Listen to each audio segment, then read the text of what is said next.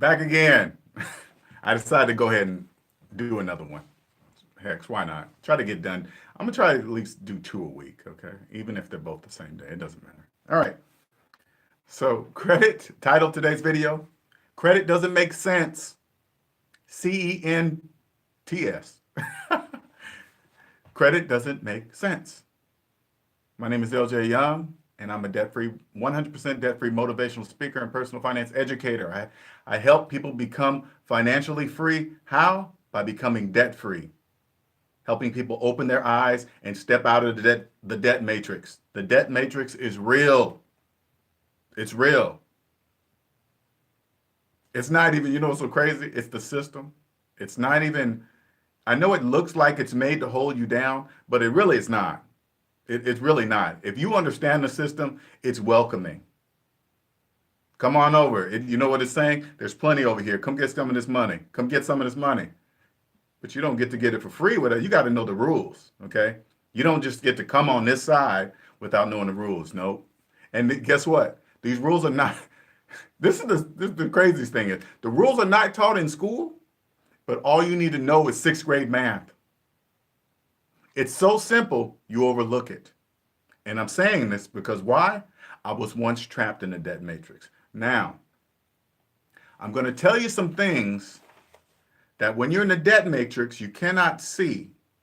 Okay? You can't even hear it.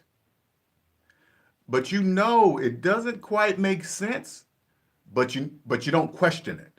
All right? You just go, oh, well, I guess that's what it is. Right? Why? Because I used to be there. I used to question. That doesn't make sense. Okay, whatever. I guess everybody else is doing it. Everybody in the debt matrix is doing it. But you don't know you're trapped in the debt matrix. It's the largest prison in the world. No walls or guards needed. No matter if you go on vacation, you're still in prison because you got to come back. You're probably thinking about your work the whole time you're on vacation. 2 weeks a year. Maybe. I know I had 2, 4 weeks, whatever. Did I take 2 or 4 weeks out at one at one time? No, I sure did not. I always broke it up in days. That's another story. Anyway, back to the video. It just angers me sometimes, man. Because I'm not a dumb dude. Not calling you guys dumb for not knowing. I'm just showing you the power of it. But once you're out of it, I respect the system. Whoever designed this, whatever family designed this system, much respect. Much respect. Anyway, now I'm going to say some things to you that when you're in the debt matrix, they don't make sense, but I'm going to tell you how it looks on the outside of the debt matrix, okay? All right. You ever hear the term, when you get too many inquiries on your credit report, it hurts your credit, right? If you go and apply for credit here and there and 3 or 4, and now so next thing you know, it's dinging your credit and it's hurting your credit. So you just say, oh man, let me stop. Now we're going to step outside the debt matrix. Isn't that the purpose of credit? To actually use it? How could something that you're supposed to use hurt your credit? Does that make sense to you? That makes no sense. You know why? Because it's a business. It's designed to keep you in debt and keep you confused. But you don't even question it. Oh, let me not check it. It's going to hurt my credit. Never once did I stop and say, wait a minute. Isn't credit designed to be used? Yeah. Then what the hell is it hurting my... Whatever. All right, next one. I'm sorry. You know what? I'm laughing at myself. How come I didn't see that when I was in the debt matrix? I have no idea. It's so obvious. Next one. 3 different credit bureaus with 3 different scores and only one of you. How is that logically, mathematically even possible? How's that even possible? You're only one person. When you buy one thing, you're buying that one thing. You're financing this one thing. How come every score is different? How come every report is different? You know why? It doesn't make sense. Why? Because it's a business.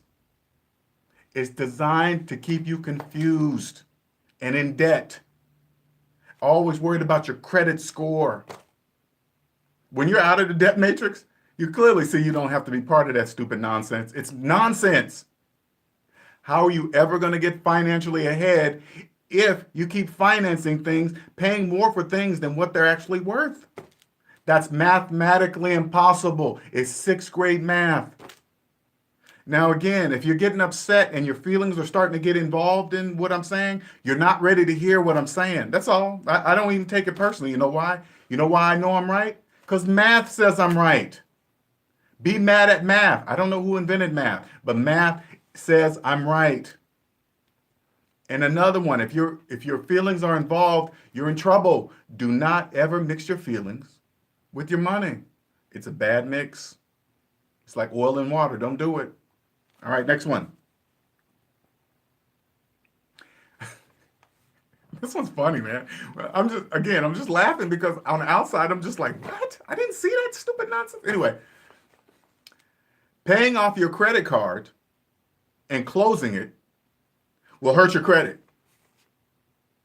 So people don't do it. They go, oh, no, man, that'll hurt my credit. Then it worked. How could paying off debt and never and never financing things hurt you? You're going to have more money.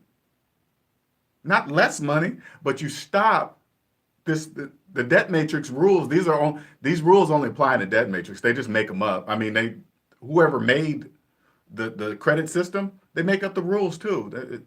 And I am not mad at the system. Please do not misunderstand me. I'm not mad at the system. It's brilliant. If they can make up these rules, because it's their system, they can make up these rules and scare you not to get out of debt. That's powerful, man. That is powerful. That is powerful. It's like this. Like when you call, your credit card is damn near maxed out, right? You call up the credit card company and say, hey, can you lower my percentage rate, please? Stepping outside the debt matrix, pretend I'm the bank, the credit card holder, or whatever, right? Why would I do that? You're maxed out. I can clearly see, look at your credit report and see you're maxed out. You can't do anything if I lowered it or not. You can't do anything about it. So you know what? This is what I used to always hear when I used to call, hey man, okay, hold on please. I don't even think they went anywhere. It really doesn't make any sense. Hold on please, I'm gonna check with my manager. We're gonna check your credit and see if we can lower your percentage rate on your card. They probably just put you on hold, do some chess moves. Oh man, checkmate. What? No, wait. No, I usually let this person stay on like 10 minutes so I can pretend like I'm doing something. Okay. All right. Okay. Oh, put that pawn there. Oh, okay. I'm sorry, sir. I'm back. No, we can't do that. All right. We basically need to make 6 more months of interest off you, and then we might consider it. So call us back then, okay? Thank you for using our card because you don't have no choice. You're not saying that, of course, but you don't have no choice. You're stuck. You're not going to close it because you're going to believe it's going to hurt your credit. They just got you trapped, and you don't even know it. Okay, here's the last one. All right. Now, most people look at other people. If they got excellent credit scores, people believe this person or people must got money because their credit score so high. All right. Now before I go into deeper now, we're gonna go back to 6th grade math. Let's say like 0 is here. Anything below 0 is negative. Anything above 0 is positive. Black, red. Negative is bad. Black is good. Okay? 0. Got it? All right. People that brag about the credit score so high and this and that and blah, blah, blah. Only people in the debt matrix, okay? That only impresses people in the debt matrix. Credit scores mean, when you stepped out of the debt matrix, credit scores means absolutely nothing. It's nothing. Anyway, you see a person with an 800, you be like, ooh, they got money. But what you can't see is what's underneath this. Do they got $500,000 worth of debt? And I know people look at it, oh man, that much money, that's crazy. That's not a lot of money. You put a house, student loans, credit cards, $500,000 is easy. But all you see is the 800 credit score. One second here.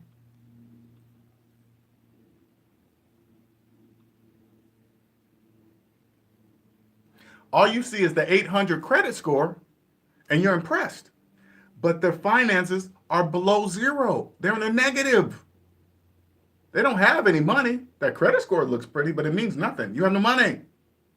Now go over to the person, let's go over to a person with like, say like a horrible credit score, 600, 550, right? But they got $10,000 worth of debt. 550 credit score, people see that, oh, that person must be a financial loser. Look at his credit score. It just represents that he manages money bad. It does do that. But under here, it's only 10 grand. This person with bad credit is closer to zero than this person. You want to be closer to zero so you can get above zero in the black. Red, black. 10,000, 800 credit score, 500,000. I'd be over here in a second, and I wouldn't care what anybody thinks. When you're out of debt, you don't care what anybody thinks. You don't care what they have. You don't care what kind of car they have. You don't care what kind of clothes they have. You don't care what kind of house they have. You don't care about any of that stuff. You know why? Because it means nothing. Because I have no idea how they bought it or how they're continuing to pay for it, especially if they're making payments. I don't care what kind of car they roll up in. If they're making payments, it's not their car. They just believe it's their car. The bank is saying, sure, you can drive our car. As long as you make those payments. If you stop making those payments, we're coming to get our car. No different than a house. You stop making payments on your mortgage, you'll be quick to find out it's not your house.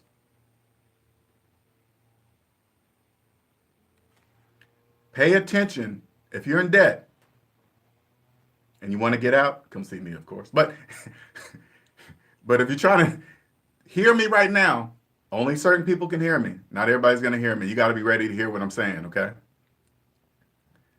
Pay attention to the things that do not make sense.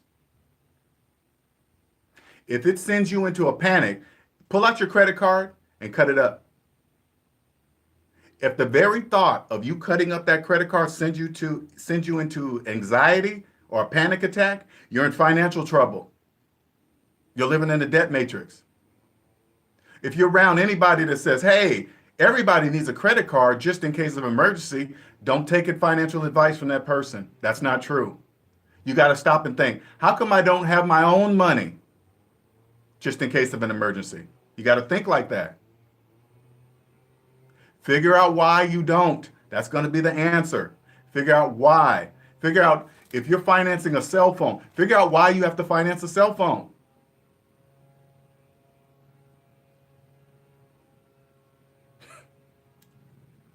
It's easier than you think. 6th grade math. 6th grade math. Once you get out of the debt matrix, you will see the things that don't make sense. The credit system, you'll be on this side of the credit system. There's 3 sides to this coin, okay? To the credit system. Imagine a coin. But this coin has 3 sides. There's the consumer side of credit, there's the business side of credit, and then there's the edge of the coin. This is where I live. I live on the edge. I can see both sides. Credit has a purpose, but if you're in debt, you're on the consumer side. You don't want to be over there. Over half of America lives here. You want to get up here on this edge so you know when to use both sides, because you can use them. When you're here and you got a business, you can use both. These people, they're important. If they choose not to hear, it's a choice. Excuse me. It's a choice. If they choose not to hear, because we need more people that live in the debt matrix. And it's not even talking about nobody, because this system gives you choice. Don't be one of those people like everybody else calling wealthy people bad and mean and angry, and they're just robbing and stealing. No, stuff that only people in the debt matrix say things like that, okay? Until you get over here. You over here, you only can get here if you understand the rules. And there's rules to this money game. But first you must understand the language of money. There's 2 languages, debt and debt-free. You must understand the language. Once you understand the language, you can understand the rules. There's rules that they're not taught in school. They're not. And this guy is blowing a thing outside my house, and it's really loud. All right, that's it. Pay attention to the things that don't make sense, and your eyes will open up. I can be reached at, if you want to DM me, counseling session, blah, blah, blah. I can be reached at deadaintmydaddy@gmail.com, www.deadaintmydaddy.com, Facebook/deadaintmydaddy, and Instagram, Dead Ain't My Daddy, and Twitter, Dead Ain't My Daddy. All right, you guys have a wonderful day. All right, bye.